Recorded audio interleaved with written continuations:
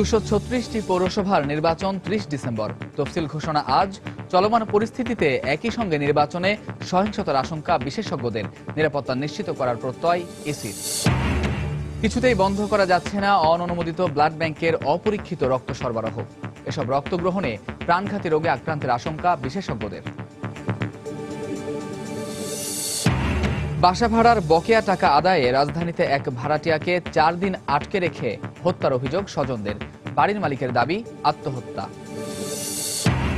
কুমিল্লার লাকসামে ট্রাক ও সিএনজি অটোরিকশার মুখোমুখি সংঘর্ষ। ঘটনাস্থলে 3 জন সহ নিহত 5, আহত আরও 1। এবং খাবার সহ নানা সমস্যায় জর্জরিত নরসিংদীর সরকারি শিশু পরিবার। দুর্বিষহ জীবনযাপন শিশুদের, বরাদ্দ পর্যাপ্ত নয় দাবি কর্তৃপক্ষের।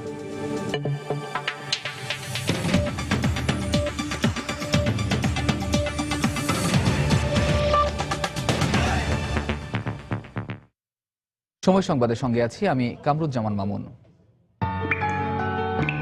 Lucy Aliva olive oil, Spanish লাবণ্যের secret. প্রথম পর্যায়ে 236টি পৌরসভায় নির্বাচন হবে আগামী 30 ডিসেম্বর। এ তথ্য নিশ্চিত করেছে নির্বাচন কমিশন। গতকাল সন্ধ্যায় নির্বাচন কমিশন সচিবালয়ে প্রধান নির্বাচন কমিশনার কাজী রকিবউদ্দিন আহমদের সভাপতিত্বে এক বৈঠকে সিদ্ধান্ত নেওয়া হয়। সভায় সিদ্ধান্ত হয় আজ এসব পৌরসভা নির্বাচনের তফসিল ঘোষণা করা হবে।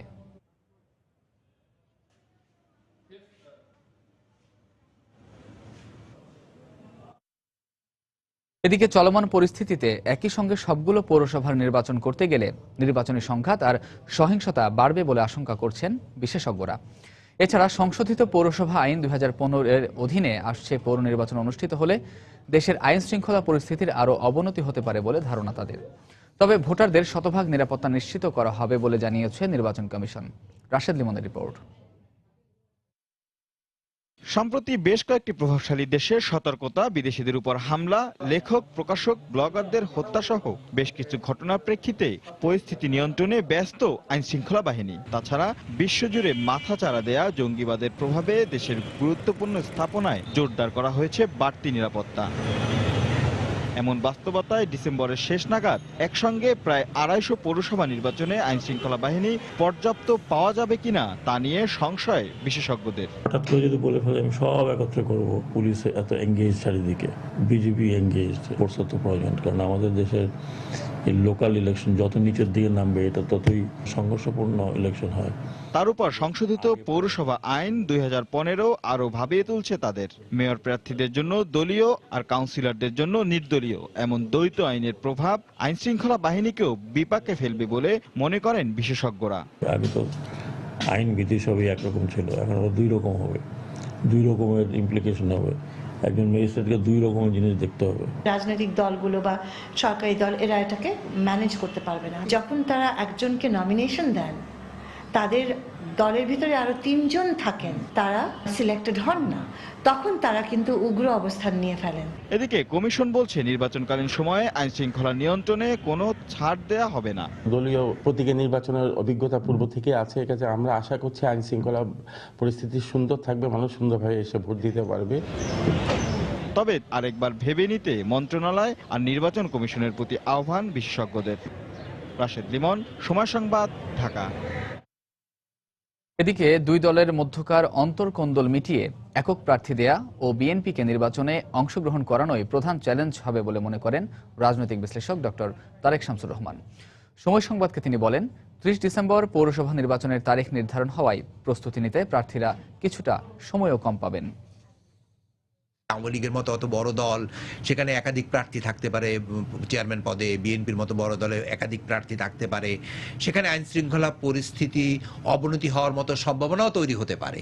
ফলে এই জিনিসটি কতটুকু স্থানীয় আইন শৃঙ্খলা রক্ষাকারী বাহিনী কন্ট্রোল করতে পারবে সেটা একটা বড় প্রশ্ন। এতগুলো পৌরসভা নির্বাচন হবে, নির্বাচন কমিশনের ভূমিকা কি থাকবে সেটাও একটা প্রশ্ন। এটা সুষ্ঠু হোক, একটা গ্রহণযোগ্য নির্বাচন হোক, বিএনপি নির্বাচনে অংশগ্রহণ করুক, একটা ক্ষেত্র তৈরি হোক, যাতে করে এই নির্বাচনটাকে সামনে রেখে আমরা জাতীয় পর্যায়ে নির্বাচনের কথা ভাবতে পারি।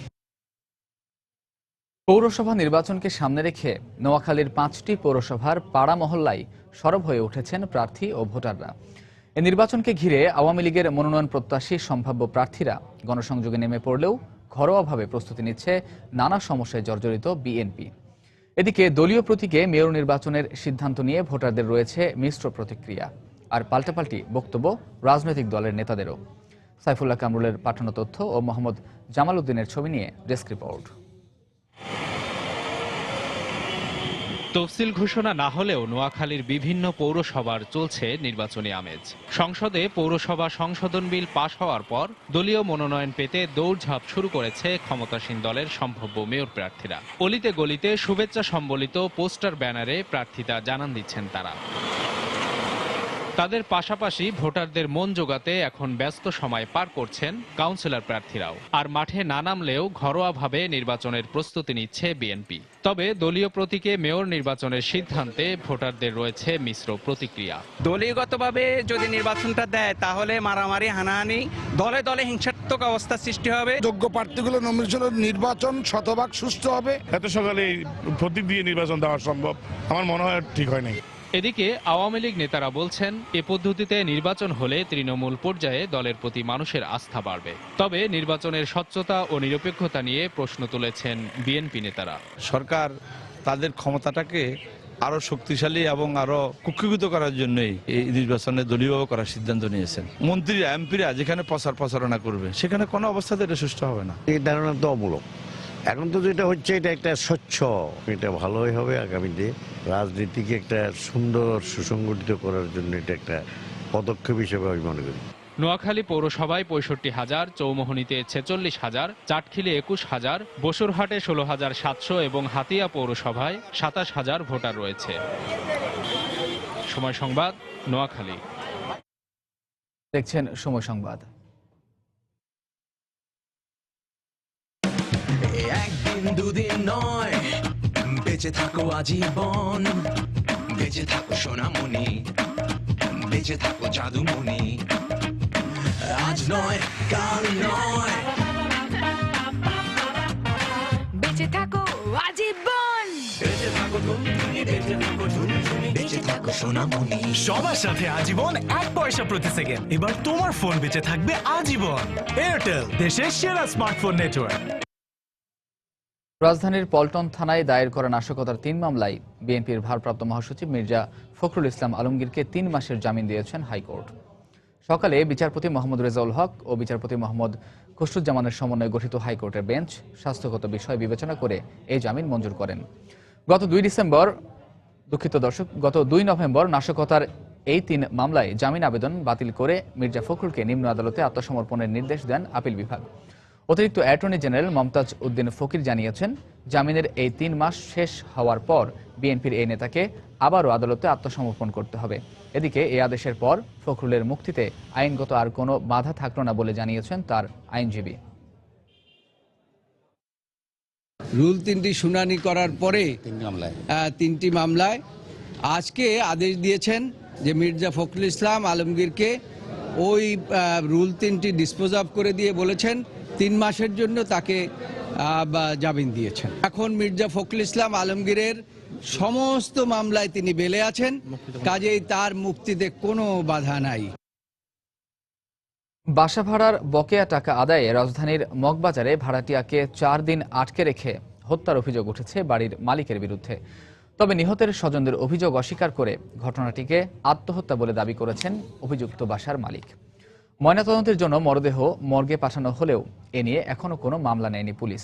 পুলিশ ও স্বজনরা জানিয়েছেন, মাংসের দোকানের কর্মচারী কালাম দীর্ঘদিন ধরে মগবাজারের একটি বাসায় 3,000 টাকা ভাড়ায় বসবাস করতেন। 9 মাসের ভাড়া ও কিছু ধারের টাকা পরিশোধ না করে মাসখানেক আগে তিনি অন্যত্র চলে যান। এরপরই ওই বাড়ির মালিক তার খোঁজ পেয়ে যাত্রাবাড়ি থেকে তাকে ধরে নিয়ে এসে বাসায় আটকে রাখে। এর 4 দিনের মাথায় গতকাল বিকেলে ওই বাসা থেকে উদ্ধার করা হয় কালামের মরদেহ। স্বজনরা হত্যার অভিযোগ তুললেও বাসার মালিকের দাবি আত্মহত্যা করেছেন কালাম।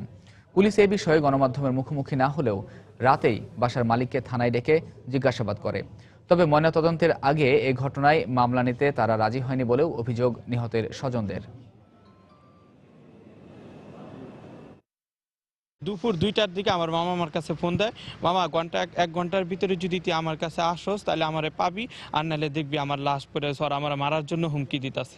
আমি বলছি না মামা, ওরা মারবো না, হয়তো এমনি মিথ্যা আপনার সান্ত্বনা দিতেছে, ভয় দেখাইতেছে, আপনি থাকেন আমি আসতেছি। এর কিছুক্ষণ পরে 2 ঘন্টা পরে শুনতে পারি আমার মামা মারা গেছে। মহিলা পাইবো আপনার গড় ভাড়া, আর মহিলাতে বলে 40,000 টাকা নিছে। যা ছিল ঘরের জিনিসপাতি তো সব রাখে দিছে, তা আমি তো আর এত জানি না যে আমার পোলা যে হেরা যে এই অবস্থা করছে। যদি আর গায়ে যদি টাচ করা হয় তাহলে তোমরা পরীক্ষা তো করবা, পরীক্ষা করলে যদি বিচার হয় বিচার মাথা পেতে নুন। আপনি আটকায় রাখছেন না, বাদান আটকায় রাখা হয় না। কুমিল্লায় ট্রাক ও সিএনজি অটোরিকশার সংঘর্ষে 5 জন নিহত হয়েছেন। এতে আহত হয়েছেন আরও 1 জন। সকালে জেলার লাকসাম বাইপাস সড়কে এ দুর্ঘটনা ঘটে। পুলিশ জানায় সকাল 8টার দিকে কুমিল্লা নোয়াখালী মহাসড়কে নাঙ্গলকোট থেকে কুমিল্লাগামী একটি সিএনজি অটোরিকশার সঙ্গে লাকসামে বিপরীত দিক থেকে আসা একটি ট্রাকের মুখোমুখি সংঘর্ষ হয়। এতে ঘটনাস্থলে সিএনজি চালক সহ 3 জন মারা যান। এ ঘটনায় আহত হন আরও 3 জন। হাসপাতালে নেয়ার পথে 1 জন ও পরে আরও 1 জনের মৃত্যু হয়।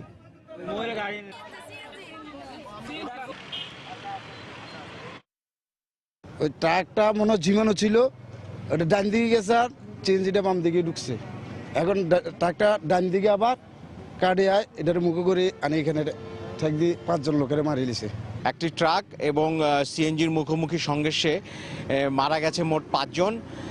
ঘটনাস্থলে 2 জন এবং হাসপাতালে নেওয়ার পথে এবং হাসপাতালে 2 জন মারা গেছেন, এর মধ্যে 3 জন মহিলা। সময় সংবাদ আরও থাকছে।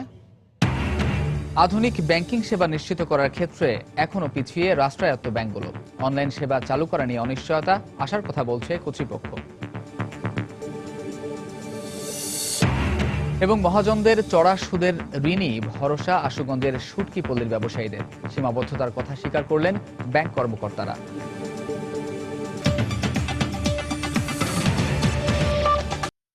রক্ত মানবদেহের অন্যতম উপাদান, যা মানুষকে বাঁচিয়ে রাখে।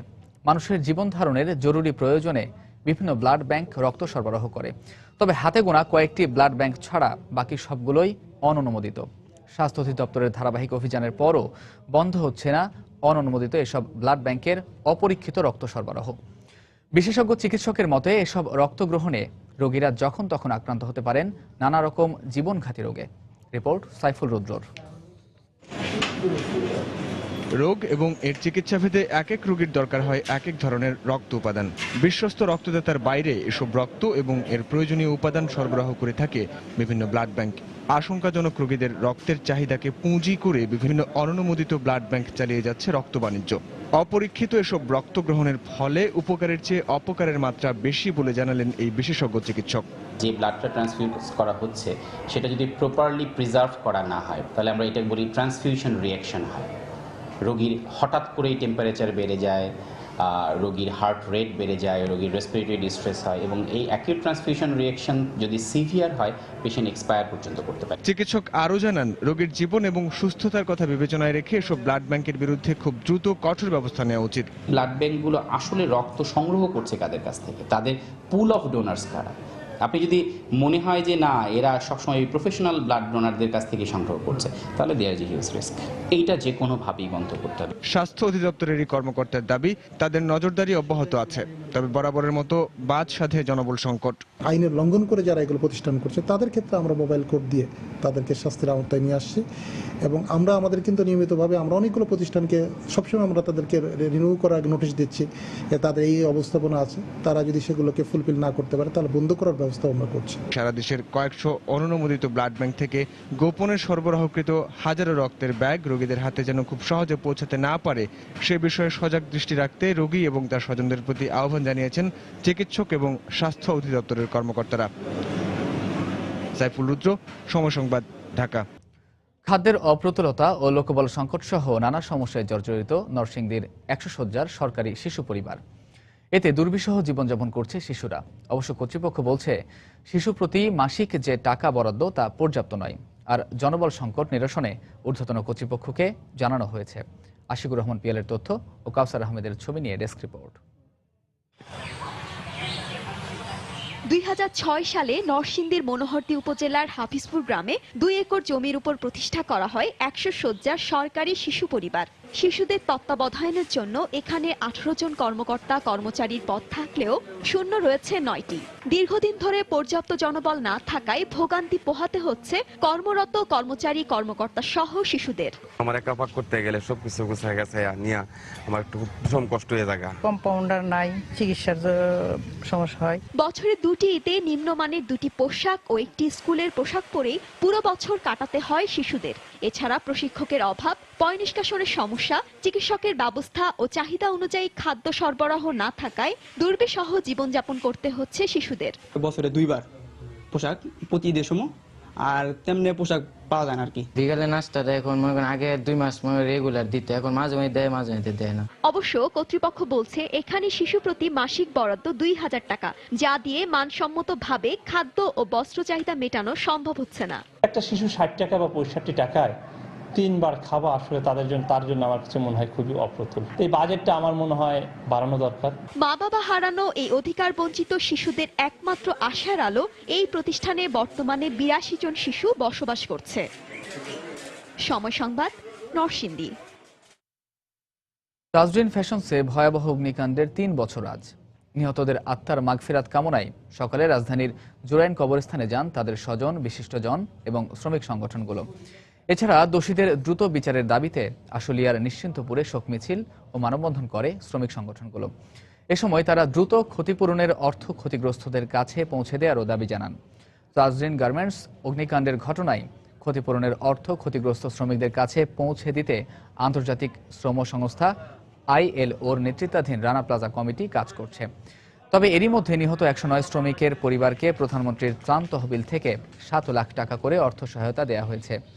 2012 সালের 24শে নভেম্বর আশুলিয়ার তোবা গ্রুপের তাজরিন ফ্যাশনসে ভয়াবহ অগ্নিকাণ্ডের ঘটনায় 114 জন শ্রমিক দগ্ধ হয়ে মারা যান। শ্রমিকদের নিরাপত্তা নিশ্চিত না করে কারখানা নির্মাণের কারণে অভিযুক্ত তাজরিন গার্মেন্টসের মালিক দেলোয়ার হোসেন ও তার স্ত্রী মাহমুদা আক্তার সহ 13 জনের বিচার কাজ চলছে। যারা নিহত এবং আহত হয়েছে তাদেরকে আন্তর্জাতিক মানদণ্ডে ক্ষতিপূরণ দিতে হবে এবং যাদের কারণে এই দুর্ঘটনা ঘটেছে এবং ঘটছে তাদেরকে সর্বোচ্চ শাস্তি দিতে হবে। পূর্ণ নিরাপত্তার বিধান করতে হবে প্রত্যেকটি কলকারখানা। ব্যাংক শুধু উচ্চবিত্ত নয়, দরিদ্রের ক্ষমতায়নেরও কারখানা বলে মন্তব্য করেছেন বাংলাদেশ ব্যাংকের গভর্নর ডক্টর আতিউর রহমান। সর্বসাধারণের মাঝে ব্যাংকিং সেবা পৌঁছে দেওয়ার প্রত্যয় নিয়ে দেশে প্রথমবারের মতো আয়োজিত ব্যাংকিং মেলার উদ্বোধনী বক্তব্যে একথা বলেন তিনি। উদ্বোধনের পর রাজধানীর বাংলা একাডেমি প্রাঙ্গণে শুরু হওয়া এই মেলার বিভিন্ন স্টল ঘুরে দেখেন গভর্নর। এ সময় বিভিন্ন ব্যাংকের প্রধান নির্বাহী ছাড়াও NBR chairman doctor Najibur Rahman উপস্থিত ছিলেন। 5 দিনব্যাপী এই মেলায় অংশ নিয়েছে দেশের সরকারি বেসরকারি 56টি ব্যাংক ও বেশ কয়েকটি আর্থিক প্রতিষ্ঠান। এর মাধ্যমে ব্যাংকিং খাতের সব ধরনের সেবা সম্পর্কে তথ্য জানতে পারবেন দর্শনার্থীরা। পাশাপাশি সরাসরি ব্যাংকের প্রধান নির্বাহীদের সঙ্গে সেবা নিয়ে যে কোনো পরামর্শ করতে বা অভিযোগ জানাতে পারবেন গ্রাহকরা। বাংলা একাডেমি প্রাঙ্গণে প্রতিদিন সকাল 10টা থেকে রাত 9টা পর্যন্ত চলা এই মেলায় দর্শনার্থীরা বিনামূল্যে প্রবেশ করতে পারবেন। এই মেলার মধ্য দিয়ে ব্যাংকিং কার্যক্রম আরও সহজ এবং আকর্ষণীয় করা সম্ভব হবে বলে জানান বাংলাদেশ ব্যাংকের গভর্নর।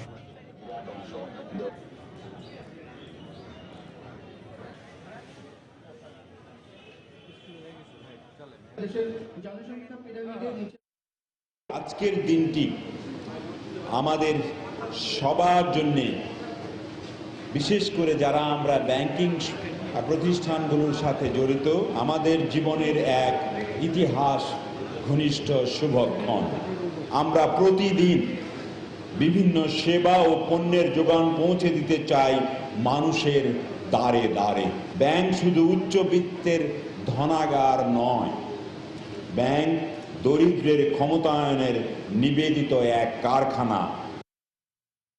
দর্শক, এই মুহূর্তে মেলা প্রাঙ্গণে আছেন সহকর্মী মোস্তফা মাহবুব। বিস্তারিত জানতে চলে যাচ্ছি তার কাছে। মাহবুব, প্রান্তরে কিন্তু একটি ব্যতিক্রম ধর্মী যে মেলা বসেছে, ব্যাংকিং মেলা 2015। এটি কিন্তু আসলে উপমহাদেশের মধ্যে এ ধরনের মেলা এটি প্রথমবারের মতো বলা হচ্ছে বাংলাদেশ ব্যাংকের পক্ষ থেকে।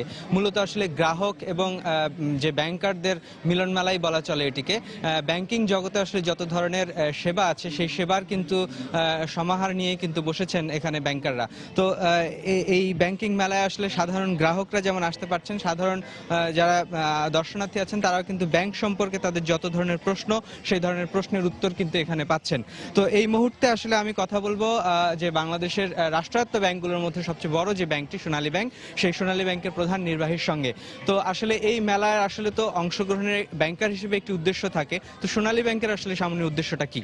হ্যাঁ, ধন্যবাদ আপনাকে। আপনি জানেন যে ব্যাংকিং মেলাটা একটা যুগান্তকারী ঘটনা, বাংলাদেশের ইতিহাসে এই প্রথম, এবং আমরা সোনালী বাংলাদেশের সর্ববৃহৎ রাষ্ট্র মালিকানাধীন ব্যাংক হিসাবে আমাদের উদ্দেশ্য হচ্ছে যে আমাদের যে বিভিন্ন কর্মকাণ্ড, ব্যবসা বাণিজ্য, শিল্প এবং এসএমই খাত থেকে গ্রিন ব্যাংকিং থেকে শুরু করে এবং ফাইন্যান্সিয়াল ইনক্লুশনে আমাদের যে ব্যাংকিং কর্মকাণ্ড এটাকে জাতির সামনে তুলে ধরা এবং সবাইকে সমস্ত শ্রেণী পেশার মানুষের, স্কুল কলেজের ছাত্রছাত্রী থেকে শুরু করে সকল পেশা মানুষের যে কাছে আমাদের এই ব্যাংকিং যে কর্মপরিধি এটা তাদেরকে ভালো করে বিস্তৃত। আজকে দেখলাম যে মাননীয় গভর্নর স্যার বললেন যে অচিরেই আসলে 2 বছরের মধ্যে যে ডিজিটালাইজেশন ব্যাংকে সেটা সম্পন্ন করা সম্ভব। তো রাষ্ট্রায়ত্ত ব্যাংক হিসেবে সোনালী ব্যাংকের এই মুহূর্তে অবস্থানটা কি এবং কতদিনের মধ্যে আপনারা এই লক্ষ্য অর্জন করতে পারবেন বলে আপনি মনে করেন? ধন্যবাদ। আমরা জানেন যে আমাদের গভর্নর স্যার যে আমাদের অঙ্গীকার দিয়েছেন নির্দিষ্ট যে আমাদের ব্যাংকগুলিকে ডিজিটালাইজ করতে হবে এবং আমাদের মাননীয় প্রধানমন্ত্রীর যে অঙ্গীকার সে আলোকে সোনালী ব্যাংক কিন্তু এগিয়ে চলেছে। ইতিমধ্যে আমাদের নিজস্ব এভিভান্স ব্যাংকিংয়ের মাধ্যমে আমরা 1197টি শাখা, 1260টি শাখার ভিতরে আমরা কিন্তু অনলাইন ব্যাংকিং চালু করেছি এবং রিয়েল টাইম অনলাইন ব্যাংকিং যেটাকে আমরা সিবিএস বলে থাকি সেটাও আমাদের ইতিমধ্যে 445টা ব্রাঞ্চ আমরা সম্পন্ন করেছি এবং এই বছরের ভিতরে 15 সালের ভিতরে আমরা 500 ব্রাঞ্চ সেটা সিবিএস এর আওতায় আনবো এবং আগামী 16 সালের ভিতরে সোনালী ব্যাংকের সমস্ত ব্রাঞ্চ 1260টা ব্রাঞ্চে আমাদের সিবিএস এর আওতায় আনবো। কাজে এছাড়া অন্যান্য যে সমস্ত ইন্ডিভিজুয়াল। জি, আপনাকে অনেক ধন্যবাদ। আমরা কথা বলছিলাম সোনালী ব্যাংকের নির্বাহী পরিচালকের সঙ্গে। তো এই মেলা কিন্তু চলবে এবং সকাল 10টা থেকে শুরু হয়ে কিন্তু রাত 9টা পর্যন্ত আসলে এই দর্শনার্থীদের জন্য এই মেলায় আসবার এবং ঘুরে দেখবার এবং ব্যাংকিং জগৎ সম্পর্কে প্রশ্ন করবার এবং তার উত্তর জানবার সুযোগ থাকছে। তো এই ছিল আমার কাছে ব্যাংকিং মেলার সর্বশেষ তথ্য। দর্শক, সহকর্মী মোস্তফা মাহবুব যোগ দিয়েছিলেন বাংলা একাডেমি প্রাঙ্গণ থেকে, জানাচ্ছিলেন দেশে প্রথমবারের মতো আয়োজিত 5 দিন ব্যাপী ব্যাংকিং মেলার প্রথম দিনের খবর। যাচ্ছি পরের সংবাদে। আধুনিক ব্যাংকিং সেবা নিশ্চিত করার দৌড়ে এখনও অনেকটাই পিছিয়ে আছে রাষ্ট্রায়ত্ত বাণিজ্যিক ব্যাংকগুলো। 2016 সালের মধ্যে শতভাগ অনলাইন সেবা চালু করার ব্যাপারেও রয়েছে অনিশ্চয়তা। তবে ব্যাংক কর্তৃপক্ষ বলছে সীমাবদ্ধতা কাটিয়ে অচিরেই গ্রাহকদের জন্য শতভাগ অনলাইন সেবাসহ মোবাইল ব্যাংকিং এবং এটিএম সেবা চালু করা হবে। বিস্তারিত মোস্তফা মাহবুবের রিপোর্টে। আধুনিক ব্যাংকিংয়ে দ্রুতগতির অনলাইন ভিত্তিক সেবার কোনো বিকল্প নেই, আর সে যাত্রায় এখনও বেসরকারি ব্যাংকগুলোর তুলনায় পিছিয়ে আছে সরকারি ব্যাংকগুলো। ফলে আধুনিক ব্যাংকিং সেবা পাচ্ছে না গ্রাহকরা। রাষ্ট্রায়ত্ত বাণিজ্যিক ব্যাংক সোনালী, জনতা, অগ্রণী এবং রূপালীর সারা দেশে মোট 3586টি শাখা রয়েছে, যার মধ্যে মাত্র 1295টি শাখায় অনলাইন গ্রাহক সেবা চালু রয়েছে। তবে সরকারের নির্ধারিত সময়ে সব শাখা অনলাইনের আওতায় আনা হবে বলে দাবি ব্যাংকারদের। এবছরে আমাদের 500টি ব্রাঞ্চকে অটোমেশনের আওতায় আনতেই হবে এবং আমরা সেই লক্ষ্যেই কাজ শুরু করেছি। নতুন গ্রাহক যত আসবে, এখন নতুন অ্যাকাউন্ট যত খোলা হবে, প্রত্যেকেরই আমরা ভিসা ডেবিট কার্ড ইস্যু করে দেব। আমরা আশা করছি যে 2016-র মধ্যে আমরা সবগুলি ব্রাঞ্চকে সিবিএস এর আওতায় নিয়ে আসতে পারবো।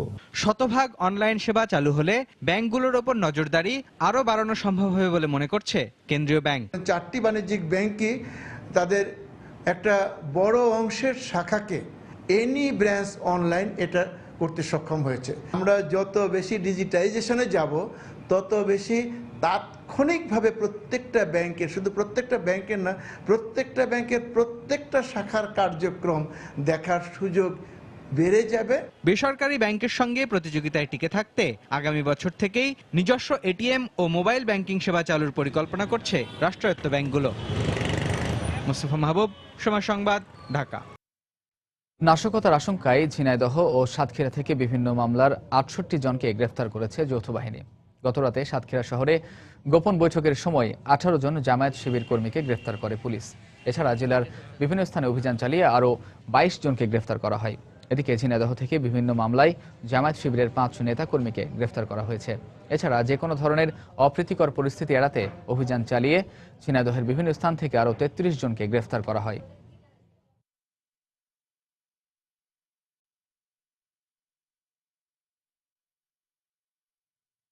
যশোরে 2 গ্রুপের সংঘর্ষে আহত এমএম কলেজের শিক্ষার্থী কামরুল মারা গেছে। ঢাকা মেডিকেল কলেজ হাসপাতালে আনার পথে সকালে তার মৃত্যু হয়।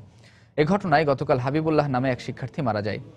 প্রত্যক্ষদর্শীরা জানায়, গতকাল বিকেলে শহরের খড়কি এলাকায় সংঘর্ষে কয়েকজনকে গুরুতর অবস্থায় যশোর মেডিকেল কলেজ হাসপাতালে ভর্তি করা হয়। অবস্থার অবনতি হলে কামরুলকে ঢাকা মেডিকেলে আনার পথে মৃত্যু হয় তার। এ ঘটনায় যশোর মেডিকেলে চিকিৎসাধীন মামুন নামে অপর এক শিক্ষার্থীর অবস্থাও আশঙ্কাজনক বলে জানিয়েছেন চিকিৎসক। গতকাল MM কলেজ ছাত্রাবাসে আধিপত্য বিস্তারকে কেন্দ্র করে দুপক্ষের সংঘর্ষ হয়। দুজনের অবস্থা খুব খারাপ ছিল, কামরুল এবং হাবিবুল্লাহ, এবং আমরা সেটাকে ঢাকাতে রিফার করছি। ওয়ার্ডে সম্ভবত আমাদের এখানে হাবিবুল্লাহ নামে এটা ওয়ার্ডে এক্সপায়ার করছে, আর ঢাকা যাওয়ার পথে কামরুল এক্সপায়ার করছে। আমলাতান্ত্রিক জটিলতায় বিপর্যস্ত খুলনা মেডিকেল কলেজ হাসপাতাল। জনবল সংকট, পূর্ণাঙ্গ ICU, CCU, বার্ন ইউনিট সহ প্রয়োজনীয় যন্ত্রপাতির সংকট নিয়ে দক্ষিণাঞ্চলের বৃহৎ জনগোষ্ঠীর চিকিৎসা সেবায় নিয়োজিত এই হাসপাতালটি। স্বাস্থ্য ও জনপ্রশাসন মন্ত্রণালয়ের মধ্যে ফাইল চালাচালের মধ্যেই হাসপাতালের আধুনিকতা ও উন্নয়ন আটকে রয়েছে বলে জানান সংশ্লিষ্টরা। তরিকুল ইসলামের রিপোর্ট।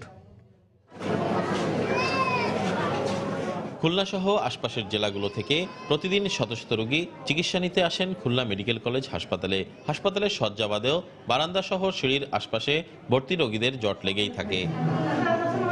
মাত্রাতিরিক্ত রোগীর আগমনে চিকিৎসকরা রীতিমতো হিমশিম খাচ্ছেন।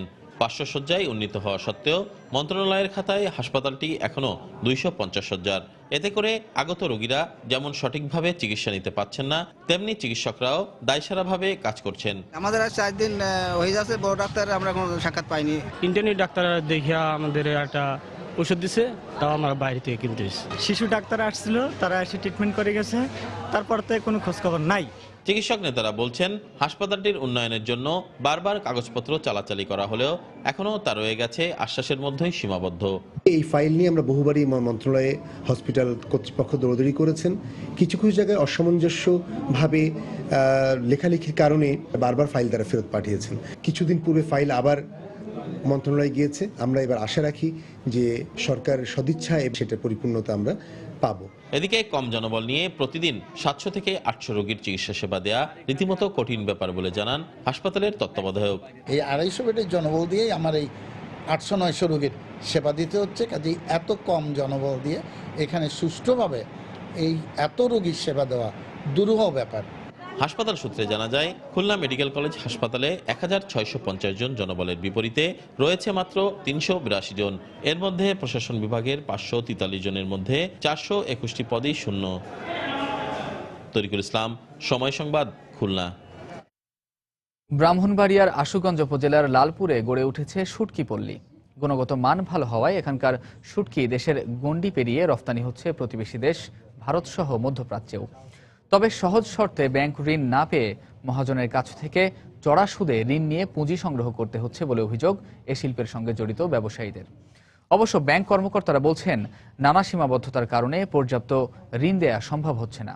উজ্জ্বল চক্রবর্তীর তথ্য, জুয়েলুর রহমানের ছবি নিয়ে ডেস্ক রিপোর্ট।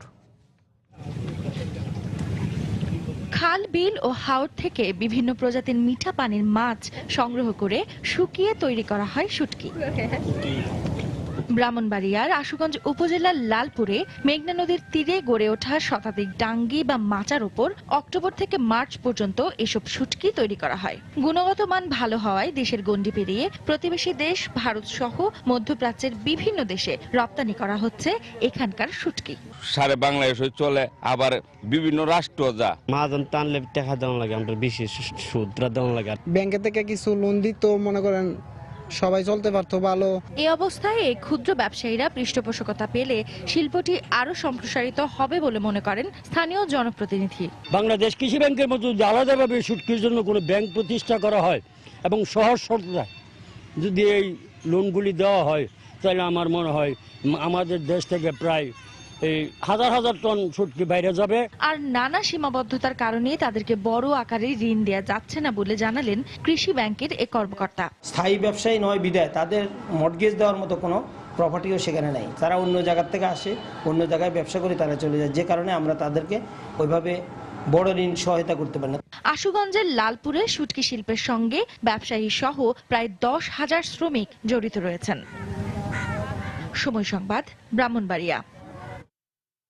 দর্শক, আগে জানিয়েছি 236টি পৌরসভা নির্বাচনের তফসিল ঘোষণা করা হবে আজ। এই মুহূর্তে নির্বাচন কমিশন সচিবালয়ে আছেন সহকর্মী রাশেদ লিমন। বিস্তারিত জানতে চলে যাচ্ছি তার কাছে। লিমন, মামুন, আসলে যেমনটি বলছিলেন, ইলেকশন কমিশনে আজকে এই পৌরসভা নির্বাচনের 236টি পৌরসভার তফসিল ঘোষণার কথা রয়েছে এবং আমরা যেটুকু জানতে পেরেছি 2টার পরপরই আসলে এই তফসিল ঘোষণা করা হবে এবং এক্ষেত্রে আজকে যে তফসিল ঘোষণা করা হবে এক্ষেত্রে গতদিন কিন্তু আমরা যখন সারাদিন এই নির্বাচন কমিশনের কার্যালয়ে উপস্থিত ছিলাম এবং তখন পুরো সারাদিন গুঞ্জন চলছিল যে গতকালকে এই তফসিলটি হয়ে যাওয়ার কথা রয়েছিল, তবে শেষ পর্যন্ত আসলে হয়নি। আইন মন্ত্রণালয় থেকে একটি আইন মন্ত্রণালয় থেকে বিধির যে কপিটি আইন মন্ত্রণালয় থেকে আইনমন্ত্রীর স্বাক্ষরিত বিধির সেই কপিটি আসলে শেষমেশ এসে পৌঁছায়নি। আসলে পৌঁছতে অনেক দেরি হয়ে গেছে, যে কারণে আসলে গতকালকে নির্বাচন কমিশন আসলে আমরা দেখেছি তাদের অনেক কমিশনের কর্মকর্তা কর্মচারীদের অনেক করেও তারা আসলে গতকালকে এই তফসিল ঘোষণা করেনি এবং এই তড়িঘড়ি করার মূল কারণ আসলে তাদের হাতে পর্যাপ্ত সময় নেই তফসিলের পরে, যে কারণে 30 তারিখে যদি নির্বাচন হয় সেক্ষেত্রেও কিন্তু তাদের হাতে আসলে ওভাবে পর্যাপ্ত সময় নেই, কারণ 2 জানুয়ারি থেকে আসলে যে ভোটার তালিকার খসড়া যে কপিটি সেটি প্রকাশ করা হবে, যে কারণে আসলে 30 তারিখে আসলে তাদের নির্বাচন করতে হবে। এবং পাশাপাশি আরেকটি জিনিস দেখা যায়, এবারই কিন্তু প্রথম স্থানীয় সরকারের কোনো নির্বাচনে প্রথম দলীয় ভিত্তিতে, এবং এতদিন আমরা যেটা দেখেছিলাম দলীয় সমর্থন, এবারই প্রথম দলীয় সমর্থনের বাইরে আসলে যে দলীয় প্রতীক নিয়ে দলীয় মনোনয়ন নিয়ে এবারে স্থানীয় পর্যায়ে কোনো নির্বাচন হতে যাচ্ছে এই পৌরসভা নির্বাচন। সেই দৃষ্টি থেকে আসলে এই নির্বাচনটিকে আসলে একটু বেশি গুরুত্ব দেওয়া হচ্ছে। পাশাপাশি আমরা এই আইন এবং বিধি নিয়েও আমরা বেশ কয়েকবার দেখছি বিভিন্ন ধরনের সিদ্ধান্ত, তবে অবশেষে যে সিদ্ধান্তটা এসেছে আমরা এর আগে দেখেছি বিভিন্ন ভাবে আমরা জানতে পেরেছিলাম যে স্থানীয় সরকার এই নির্বাচনে যে মন্ত্রী এমপিরা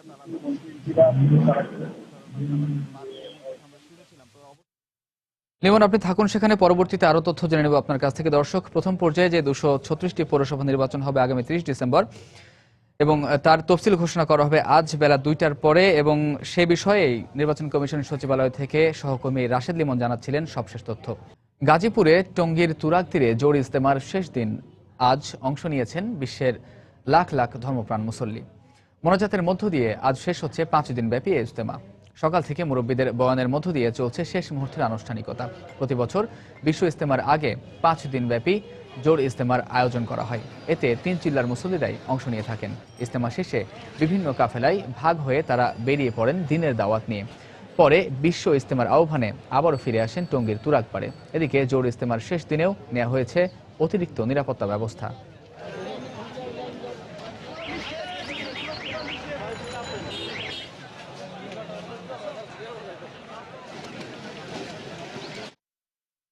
আল্লাহ তাআলার হুকুম আহকাম বিধানটা পরিপূর্ণভাবে মানতে পারে, তারই এখানে একটা ফিকির হয়, চিন্তা ভাবনা হয়, যাতে করে পৃথিবীর সমস্ত মুসলমান সমস্ত মানুষ আল্লাহর হুকুম মানে নবী তরিকা মোতাবেক চলে। আল্লাহ পাক জিম্মাদারিটা পাঠাইছে, এই জিম্মাদারি হক না গেলে আল্লাহ পাকের কাছে জবাব দিতে হবে। আমরা তো আসলে মুসলমানের অনেক দায়িত্ব আছে, এই জন্য আমরা এখানে 5 দিন ধরে আসছি। এখান থেকে আমি ইনশাআল্লাহ চলে যাব। লক্ষ লক্ষ মানুষ যে এই জোরাল ইজতেমা এসেছে, ইজতেমা শেষ করে নির্বিঘ্নে বাড়ি চলে যেতে পারে। আমাদের পর্যাপ্ত সংখ্যক পুলিশ সাদা পোশাকে এবং পোশাকধারী কাজ করছে। দেশের বাইরের খবর। মার্কিন নাগরিকদের জন্য বিশ্বজুড়ে ভ্রমণ সতর্কতা জারি করেছে যুক্তরাষ্ট্র। বেশ কয়েকটি অঞ্চলে আইএস, আল কায়দা ও বোকো হারাম সহ অন্য জঙ্গি গোষ্ঠীর সন্ত্রাসী হামলার পরিকল্পনা করছে এমন তথ্য পাওয়ায় এ সতর্কতা জারি করা হয়েছে বলে জানিয়েছে মার্কিন পররাষ্ট্র দপ্তর। এ সতর্কতা আগামী বছরের 24 ফেব্রুয়ারি পর্যন্ত বহাল থাকবে। এছাড়াও বড় ধরনের ভিড় এড়িয়ে চলারও পরামর্শ দেওয়া হয়েছে মার্কিন নাগরিকদের। গত কয়েক মাসে ফ্রান্স, রাশিয়া, মালিতে ভয়াবহ সন্ত্রাসী হামলার পর এ সিদ্ধান্ত নেওয়া হয়েছে। Is not discouraging passenger Nathan Brandenburg. I'm not a lot of gear as well, and we have to go through all the security, so I know what it's like. Newark Liberty ইরাকে আইএসের অবস্থান লক্ষ্য করে প্রথমবারের মতো যুদ্ধবিমান বহনকারী একমাত্র ফরাসি জাহাজ শার্ল দে গোল থেকে বিমান হামলা চালিয়েছে ফ্রান্স। সোমবার প্যারিস সফররত ব্রিটিশ প্রধানমন্ত্রী ডেভিড ক্যামেরনের সঙ্গে বৈঠক শেষে যৌথ সংবাদ সম্মেলনে ইরাক ও সিরিয়ায় বিমান হামলা জোরদারের ঘোষণা দেন ওলাদ। এ সময় ওলাদের ঘোষণার প্রতি পূর্ণ সমর্থন জানিয়ে সন্ত্রাসের বিরুদ্ধে লড়াইয়ে ফ্রান্সকে সব ধরনের সহায়তার আশ্বাস দেন ব্রিটিশ প্রধানমন্ত্রী।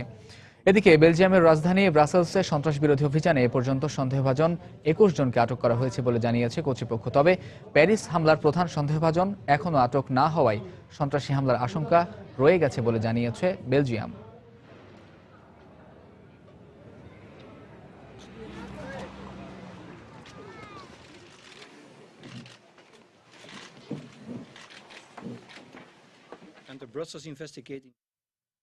বাংলাদেশ প্রিমিয়ার লিগ বিপিএল এর খবর। গতকাল দ্বিতীয় ম্যাচে রংপুর রাইডার্সকে 13 রানে হারিয়েছে বরিশাল বুলস। টস হেরে ব্যাট করতে নেমে 9 উইকেটে 155 রান করে বরিশাল। জবাবে কেভন কুপারের বোলিং তোপে 142 রানে গুটিয়ে যায় রংপুর। প্রথম থেকে সাকিব পেরেরার বিধ্বংসী বোলিংয়ে একের পর এক উড়ে যেতে থাকে বরিশাল বুলসের টপ অর্ডারের ব্যাটসম্যানরা। দলীয় 3 রানেই পেরেরার শিকার রনি তালুকদার। এরপর স্কোরবোর্ডে মাত্র 1 রান যোগ হতেই শাহরিয়ার নাফিস ও টেইলরের বিদায়ে ব্যাটিং বিপর্যয়ে পড়ে বরিশাল বুলস। তবে মাহমুদুল্লাহর 51 ও নাফিস চৌধুরীর 30 রানে শেষ পর্যন্ত 9 উইকেট হারিয়ে 155 রান করে বরিশাল। জয়ের লক্ষ্যে ব্যাট করতে নেমে 17 রানে সৌম্য, 19 রানে সিমন্স ও 6 রানে সাকিব বিদায় নিলেও মিথুনের ধৈর্যশীল ইনিংসে এগিয়ে যেতে থাকে রংপুর। তবে 55 রানে সামির শিকার হয়ে মিথুন বিদায় নিলে ফিকে হয়ে যায় রংপুরের জয়ের স্বপ্ন।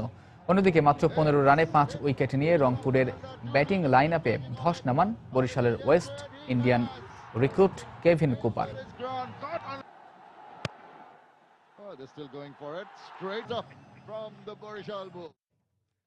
এদিকে বিপিএলে দিনের শ্বাসরুদ্ধকর প্রথম ম্যাচে সিলেট সুপারস্টার্সকে মাত্র 1 রানে হারিয়ে আসরে নিজেদের প্রথম জয় পেয়েছে চিটাগাং ভাইকিংস।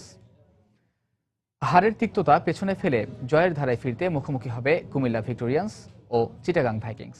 মঙ্গলবার দুপুর 2টায় শুরু হবে ম্যাচটি। দিনের অন্য ম্যাচে বরিশাল বুলসের প্রতিপক্ষ সিলেট সুপারস্টার্স। ম্যাচটি শুরু হবে সন্ধে 6:45টায়।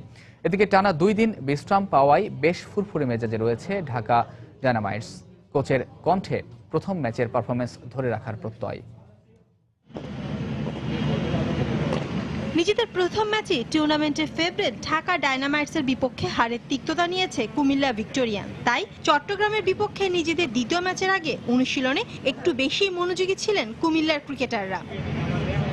বিদেশি রিকো ড্যারেন স্টিভেন্স, মার্লন স্যামুয়েলসের সাথে ব্যাটিংয়ে নেটে বাড়তি সময় কাটান স্বদেশি ইমরুল কায়েস ও লিটন। অনুপস্থিত ছিলেন অধিনায়ক মাশরাফি বিন মুর্তুজা। যোগ দেওয়ার অপেক্ষায় রয়েছেন বিদেশি কিছু তারকা ক্রিকেটারও। তাই জয়ের জন্য ভিন্ন পরিকল্পনা করছেন কোচ সালাউদ্দিন। একটা অলরাউন্ডার অভাব আমি অনুভব করছি প্রথম থেকে, যেহেতু অ্যান্ড্রু রাসেল আসে নাই, তো এই অভাবটা আসলে আমাদের জন্য আসলে সাফার করছি।